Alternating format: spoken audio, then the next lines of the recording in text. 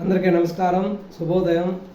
ఈరోజు ప్రధాన దినపత్రికలను వార్తలు కానీ విశ్లేషించినట్లయితే, మొదటగా ఈనాడు తీసుకున్నట్లయితే, వేట నిషేధ భృతి పెంచాం, ఇచ్చిన మాట నెరవేర్చాం, మత్స్యకారుల జీవితాల్లో వెలుగులు నింపుతాం. శ్రీకాకుళం జిల్లాలో మత్స్యకారుల సేవలో పథకాన్ని ప్రారంభించిన సీఎం చంద్రబాబు గారు. గత ఎలక్షన్లకు ముందు ఎన్డీఏ కూటమి ఇచ్చినటువంటి హామీ మేరకు చేపల వేట నిషేధంగా ఉన్న కాలంలో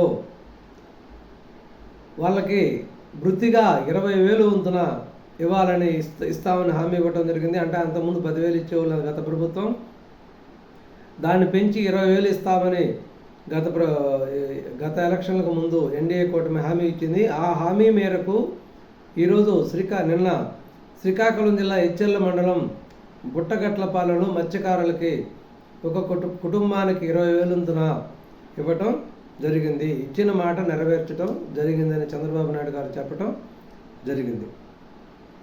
10 ఏళ్లలో అన్ని రంగాల్లో పెనుమార్పులు ముఖ్యమంత్రి చంద్రబాబు. వైద్య విద్యార్థులకు టెక్నాలజీ ముఖ్యమే.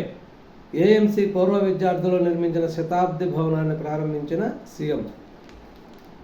ఇంకా వచ్చే 10 సంవత్సరాల్లో అన్ని రంగాల్లో కూడా పెనుమార్పులు చోటు చేసుకుంటాయి. వైద్య విద్యార్థులు కూడా టెక్నాలజీ ముఖ్యమే. టెక్నాలజీ వల్ల వాళ్ళు ట్రీట్మెంట్ చాలా త్వరగా చేసేటటువంటి అవకాశం ఉంది. వైద్య విద్యలో కూడా టెక్నాలజీని ఉపయోగించినట్లయితే పెను మార్పులు వస్తాయి, మంచి ఉపయోగకరంగా ఉంటుందని చెప్పడం జరిగింది. ఏఎంసీ పూర్వ విద్యార్థులు నిర్మించిన శతాబ్ది భవనాన్ని ప్రారంభించడం కూడా జరిగింది. మద్యం దందా జగందే అంతా. సిండికేట్లో నాటి ముఖ్యమంత్రి ప్రధాన భాగస్వామి. ఆయన ఆదేశాలతోనే అరబిందో ద్వారా ఎస్పీవై ఆగ్రో ఇండస్ట్రీస్కి 45 కోట్ల రుణం. సిండికేట్కు లంచాలు ఇవ్వాలనేది షరతు. ఎస్పీవైలో డైరెక్టర్గా ఉన్నంతకాలం చెల్లించానన్న సజ్జల శ్రీధర్ రెడ్డి. తీసుకున్న రుణంలోనూ మిథున్ రెడ్డికి 5 కోట్లు ముడుపులు. సిట్ దర్యాప్తులో వెలుగులోకి. నిన్న మరొక లిక్కర్ సిండికేట్లో ఉన్నటువంటి మరొక ముఖ్యమైన వ్యక్తిని సజ్జల శ్రీధర్ రెడ్డిని అరెస్ట్ చేయడం జరిగింది. అతను వైద్య పరీక్షల అనంతరం విజయవాడ ఏసీబీ కోర్టులో ప్రవేశపెట్టడం, రిమాండ్ విధించడం కూడా జరిగింది. ఈ రిమాండ్ రిపోర్ట్లో చాలా సంచలన విషయాలు వెలుగొందడం జరిగింది. సిండికేట్లో నాటి ముఖ్యమంత్రి ప్రధాన భాగస్వామి. ఆయన ఆదేశాలతో అరబిందో ద్వారా ఎస్పీవై ఆగ్రో ఇండస్ట్రీకి 45 కోట్ల రుణం ఇవ్వటం జరిగింది. సిండికేట్కు లంచాలు ఇవ్వాలనేది షరతు. ఎస్పీవైలో డైరెక్టర్గా ఉన్నంతకాలం కూడా నేను సిండికేట్కి కూడా లంచాలు చెల్లించానన్న సజ్జల శ్రీధర్ రెడ్డి. నేను తీసుకున్న 45 కోట్ల రుణంలో మిథున్ రెడ్డికి 5 కోట్లు ముడుపులు ఇవ్వటం జరిగింది అని ఈ దర్యాప్తులో వెలుగొందడం కూడా తెలిసింది.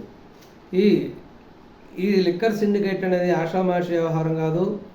సంచలనాత్మకమైన విషయాలన్నీ దీంట్లో ఉన్నాయి. కొన్ని వేల కోట్ల కుంభకోణము.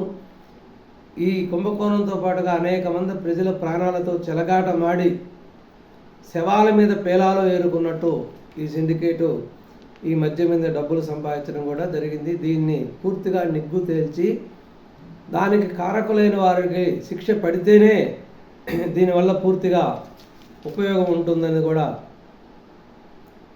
ఉపయోగం ఉంటుంది. ఈ కేసుకు దానికి అర్థం కూడా దానికి అర్థం పరమార్థం. కయ్యానికి కాలు దూవుతున్న పాక్. నియంత్రణ రేఖ వెంబడి 2వ రోజు కాల్పులు. ధీటుగా ప్రతిస్పందించిన భారత సైన్యం. జమ్మూ కాశ్మీర్లో 5 ఉగ్రవాదులు ఇల్లు కూల్చివేత. భారత దుస్సాహసాన్ని ఎదుర్కొనే సత్తా మాకుంది. షహబాజ్. ఇది మనం ప్రశాంతంగా ఉన్నా కూడా కయ్యానికి కాలు దూవుతూ పాకిస్తాను భారత్ను రెచ్చగొట్టుతున్నట్టు తెలుస్తుంది. నియంత్రణ రేఖ వెంబడి 2వ రోజు కూడా వాళ్ళు ఎటువంటి హెచ్చరికలు లేకుండా కాల్పులు జరగడం జరిగింది. దీనికి భారత సైన్యం ధీటుగా ప్రతిస్పందించి వాళ్ళకి గుణపాఠం చెప్తున్నట్లు కూడా తెలుస్తుంది. నిన్న పెహల్గాం ఉగ్రదాడిలో పాల్గొన్నటువంటి 5 ఉగ్రవాదుల యొక్క ఇళ్లను కూడా జమ్మూ కాశ్మీర్లో కూల్చివేయడం జరిగింది. భారత దుస్సాహసాన్ని ఎదుర్కొనే సత్తా మాకుందని చెప్పి పాకిస్తాన్ ప్రగల్భాలు పలుకుతుండడం కూడా అర్థమవుతుంది. ఇసుక పైన రాజ్ కసిరెడ్డి పెత్తనం. వైకాపా హయాంలో సిండికేట్ల కింగ్ ఆయనే. నెలకు 180 కోట్లు వసూలు. ఈ రాజ్ కసిరెడ్డి లిక్కర్ కుంభకోణంలోనే కాకుండా ఇసుక మీద కూడా ఇసుక పైన కూడా పెత్తనం చేశారు. ఈ ఇసుక పైన కూడా నెలకి దాదాపు 180 కోట్ల వంతున వసూలు చేయడం జరిగింది అనేది బయటకు వస్తున్నది. ముందు దీని పూర్తి విషయాలు కూడా వెల్లడయ్యేటటువంటి అవకాశం ఉంది. నేను ఇంతకుముందు అనేక రకాల వీడియోలో చెప్పాను, రాష్ట్రంలో ప్రతి ఒక్క రంగంలోనూ, ప్రతి ఒక్క వ్యవస్థలోనూ, ప్రతి ఒక్క స్కీములోనూ ఒక కుంభకోణం ఉంది. కుంభకోణం లేనటువంటి స్కీమే లేదు. ప్రతి స్కీమ్ని కూడా వీళ్ళు స్కామ్గా మార్చారని ఎన్నోసార్లు చెప్పడం జరిగింది. దానికి తగ్గట్టే ఒక్కొక్కటి వెలుగు బయటపడుతూ ఉన్నాయి. ఇంకా ముందు మనం ఎన్ని కుంభకోణాలు చూడాలో మనం కాలమే చెప్తుంది. అప్పన్న నిజ దర్శనం సామాన్యుడికి ఈసారైనా దక్కేనా? వైకాపా హయాంలో సింహాద్రి లక్ష్మీనరసింహస్వామి చందనోత్సవ నిర్వహణలో విఫలం, దర్శన టికెట్ల అమ్మకాల్లో మోసాలు, ప్రముఖుల సేవలో యంత్రాంగం, సామాన్య భక్తులకు నరకం. ఇప్పుడు మళ్ళీ సింహాచలం అప్పన్న స్వామి కార్యక్రమం మళ్ళీ ఇప్పుడు జరిగేటటువంటి అవకాశం ఉంది. ఈసారైనా ప్రశాంతంగా భక్తులు దర్శనం చేసేటటువంటి అవకాశం ఇప్పుడు ప్రభుత్వం కల్పిస్తుందని ప్రజలు ఆకాంక్షిస్తున్నారు. ఇకపోతే సాక్షి దినపత్రిక తీసుకున్నట్లయితే 9,000 కోట్ల అప్పు కోసం సర్వం తాకట్టు, భావితరాల ఖనిజ సంపదపై ప్రైవేటు వారికి సర్వహక్కులు, దేశ చరిత్రలో ఏ రాష్ట్రము చేయని విధంగా అడ్డగోలు ఒప్పందం. ఏకంగా రాష్ట్ర ఖజానాను ప్రైవేటు వ్యక్తులకు అప్పచెప్పిన బాబు సర్కార్, ఏకంగా 436 గనులపై పూర్తి హక్కులు ప్రైవేటుకు దారాదత్తం. గనుల్లో అక్రమాలను ప్రశ్నించకూడదు, నిబంధనలు ఉల్లంఘించినా లీజు రద్దు చేయకూడదు. నిర్ణీత సమయంలోపు డబ్బులు చెల్లించుకుంటే గనులు వేరే వారికి వాళ్ళే బదలాయించవచ్చు. ప్రభుత్వ పెద్దల మెప్పు కోసం ఆర్థిక శాఖ ఐఏఎస్ అధికారి అత్యుత్సాహం. అప్పు కోసం ఇది వేరొక ఎన్నడూ లేని విధంగా అడ్డగోలు నిబంధనలు, రాజ్యాంగ ఉల్లంఘనకు పాల్పడితే శిక్ష తప్పదంటున్న విశ్లేషకులు. ఇదొక మరి అడ్డగోలమైన వార్త. ఎందుకంటే గనులన్నీ కూడా ప్రైవేట్ అంటే లీజుదారుల చేతుల్లో ఉన్నటువంటి గనులకి యజమానులకి విపరీతమైన ఫైన్లు, రెట్టింపు రెంటు వేసి గనులు వాళ్ళు ఇవ్వకుండా ప్రభుత్వం దగ్గరే పెట్టుకొని గనుల యజమానులను వేధించింది గత ప్రభుత్వం. ఇప్పుడు ప్రభుత్వం ఏం చేసింది, ఆ డెడ్ రెంట్ తగ్గించి వేసి ఇంతకుముందున్న పాత పద్ధతిని ప్రవేశపెట్టి ఎవరి గనులు వాళ్ళకి అప్పచెప్పింది. ఎవరి గనులు వాళ్ళు లీజు కట్టుకొని మీ గనులు మీరు చేసుకోండి ప్రభుత్వం చెప్పింది. ఎందుకంటే ప్రభుత్వం యొక్క ఆదాయం పెంచడం కోసం. అంటే గత ప్రభుత్వం ఆ గనుల్ని ప్రభుత్వం డెడ్ రెంట్ ఎక్కువగా పెంచి 10 రెట్లు పెంచి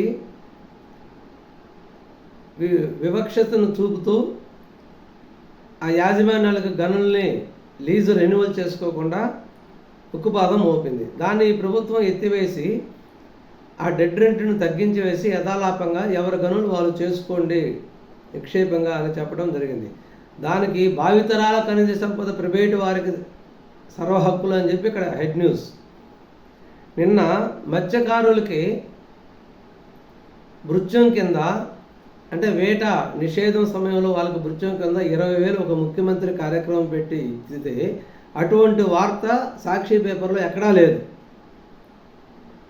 ఒక అసత్యాలతో కూడినటువంటి వార్తని ప్రచురంగా ప్రచురించారు. అందుకు కొంతమంది అడిగారు ఫ్రెండ్స్, స్నేహితులు, నువ్వు రోజు ఈనాడు జ్యోతి చెప్తుంటావు, సాక్షి గురించి చెప్పవు, సాక్షిలో వార్తలు చదవరని. సాక్షిలో వార్తలు చదివితే నేను కూడా అబద్ధం చెప్పినట్టు అవుతాయి కదా. అప్పుడు నా మీద కూడా ప్రజలు విశ్వాసాన్ని కోల్పోతారు. అంటే ఈ కెన్ మీడియా ద్వారా నా వీడియో చూసేటటువంటి కొంతమంది నా శ్రేయభిలాషులు, నా ఫ్రెండ్స్ కూడా ఈ సాక్షి పేపర్లో న్యూస్ చెప్పడం వల్ల నేను కూడా వాళ్ళ విశ్వాసాన్ని కోల్పోతామని నాకు భయం. ఎందుకంటే ఇక్కడ నిజాలు కానీ రాసినట్లయితే చెప్పవచ్చు. ఇక్కడ ఉదయం లేస్తే అబద్ధాలు లేనిదే ఉన్నట్టు కల్పితం చేసి రాస్తుంటారు. కాబట్టి ఈ కల్పిత కథల్ని మీడియాలో చెప్పి నేను విశ్వాసాన్ని కోల్పోకూడదనేది నా ప్రధాన ఉద్దేశం. అందుకనే మనం ఈ పేపర్ని పెద్దగా ఎనాలిసిస్లో చెప్పం. ఎందుకంటే ఒక ముఖ్యమంత్రి అంత పెద్ద కార్యక్రమాన్ని గత ప్రభుత్వంలో కూడా జగన్మోహన్ రెడ్డి చేసిన కార్యక్రమం అన్ని పేపర్లు ప్రచురించే ప్రధాన హెడ్డింగ్ పేపర్లు, మెయిన్ పేపర్లు. కానీ ఈ సాక్షి పేపర్ ఏంటో ప్రభుత్వం మారినప్పటి నుంచి ప్రభుత్వ కార్యక్రమాలు ఏవి కూడా సరిగా ప్రచురించదు. సరే, నువ్వు తప్పులు లోపాల వల్ల ఎత్తి చూపించు, దాన్ని ఎవరు కాదన్నారు. ఒక ముఖ్యమంత్రి హోదాలో నిన్న పెద్ద కార్యక్రమాన్ని చేపట్టి మత్స్యకారులకి కుటుంబానికి 20,000 వంతున వాళ్ళకి మధ్యంతర భృతి చెల్లిస్తే దాని గురించి వార్త అనేది మెయిన్ పేపర్లో ఎక్కడా లేదు సాక్షిలో. దీంట్లో ఎందుకంటే ఎప్పుడూ నిజాలు రాయరు, అసత్యాలే రాస్తుంటారు కాబట్టి సత్యాలన్నింటినీ దీంట్లో రాయరనమాట. అది ప్రజలు నేను కోరేది కూడా, మీరు పేపర్ ఏదైనా చదివిన వాస్తవాలు తెలుసుకోండి. వాస్తవం ఏంటి, అందులో ఉన్న నిజాయితీ ఏంటి, నిజాలేంటి. మళ్ళీ మనం మోసపోకూడదు. మళ్ళీ రాష్ట్రానికి అటువంటి రోజులు, గత 5 సంవత్సరాలు వచ్చినటువంటి రోజులు మళ్ళీ రాకూడదు. ఇది ఈరోజు ప్రధాన దినపత్రికలో ఉన్నటువంటి వార్తలు. మళ్ళీ కలుద్దాం. నమస్తే, ధన్యవాదాలు.